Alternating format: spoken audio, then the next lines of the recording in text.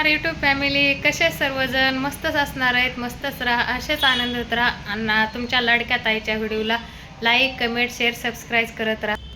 तर सांगायचं कारण हेच आहे, मी एक व्हिडिओ बघितला आणि त्या व्हिडिओमध्ये काय बोलले गेले तर ड्रायव्हरला चुकून ही मुलगी देऊ नका.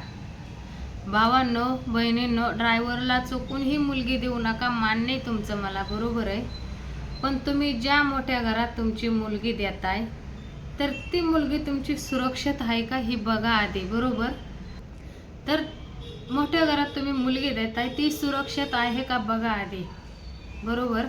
का तर ज्या टायमाला लॉकडाऊन पडलं होतं, कोरोना आला होता, त्या टायमाला एक सगळ्यांना जगवणार होता म्हणजे तो ड्रायव्हर. त्यांनी कधी त्याचं कुटुंब पण उपाशी ठेवलं नाही आणि आमचं कुटुंब पण उपाशी ठेवलं नाही. सगळ्यांच्या कुटुंबांना तो जगवत बसला स्वतःच्या जीवावर उदार होऊन, बरोबर.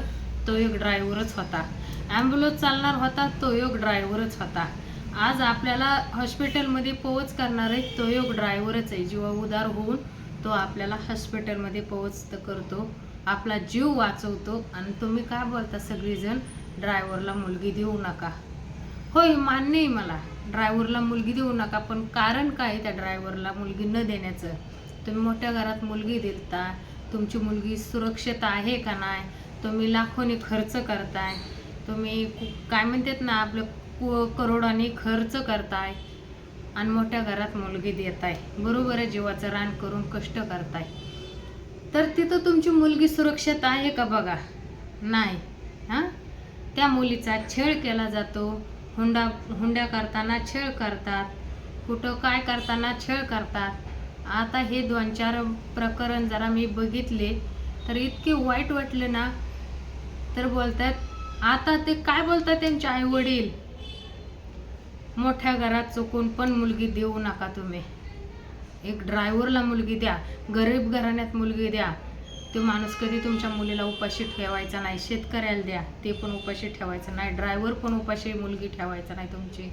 आणि तुम्ही मोठ्या घरात मुलगी दिली तर तुमच्या मुलीचा छळ झाल्याशिवाय राहायचा नाही, बरोबर आहे.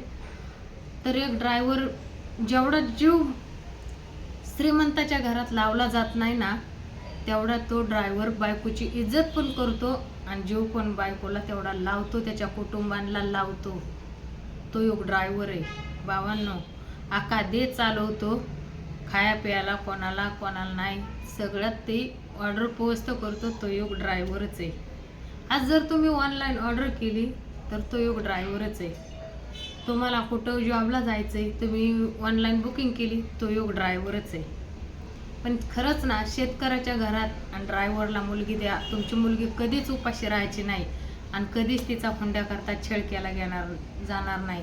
का तर त्या माणसाला माणसांची जाणीव असते, त्या माणसांच्या विषयी एक प्रेम असतं. आणि मोठ्या घरात मुलगी द्या तुम्ही, तिला 5 तोळे सोनं घाला, 10 तोळे सोनं घाला, 10 लाख हुंडा द्या, 50 लाख हुंडा द्या, काय उपयोग होत नाही तुमच्या त्या पैशांचा बी. आणि शेवट ती तुमची मुलगी जीवनशी जाते त्या घरात.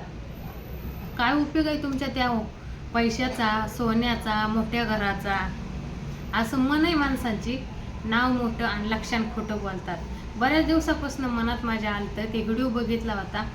तर स्वतः त्या मुलीचा वडील आहे ना, वैष्णवी हगवून एक प्रकरण झालं. परत पुण्यात एक हुंडाबळी करताना ते एक प्रकरण झालं, मुलीने आत्महत्या केली.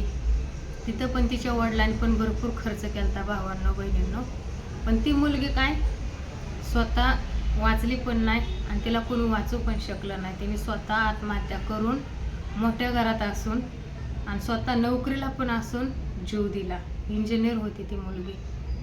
काय उपयोग झाला? तुम्ही इतकं शिकवलं, तिला लहानचं मोठं केलं, तिला पाळण पोषण केलं, तिचं लग्न लावून दिलं, तिला एवढा खर्च केला लग्नावर, त्याच्यावर एवढं सोनं खर्च केलं. काय झालं भावांना? शेवट जीवनशी मुकली. तर तुम्ही खरंच ना, जर तुम्हाला मनात जर इच्छा असेल तर तुम्ही ड्रायव्हरला मुलगी द्या आणि तुमची मुलगी सुरक्षित आहे का नाही हे पण तुम्ही बघू शकताय, बरोबर आहे. तर असेच माझे नवीन व्हिडिओ बघायला करताना लाईक कमेंट शेअर सबस्क्राईब करत राहा. चला तर मी इथेच ब्लॉग खतम करत आहे. भरपूर मोठा पण ब्लॉग मला बनवायचा नाही. आणि खरंच ह्या ड्रायव्हर विषय प्रकरण आहे ना, त्याच्यावर खरंच तुम्ही म्हणजे लक्ष देऊन तुम्ही ऐकू शकताय, लक्ष देऊन तुम्ही तुमच्या डोक्यात पण उजेड पडू शकतोय की व्हिडिओ खरंच काळजाला भिडणार आहे की नाही. चला बाय, धन्यवाद, इथंच थांबत आहे.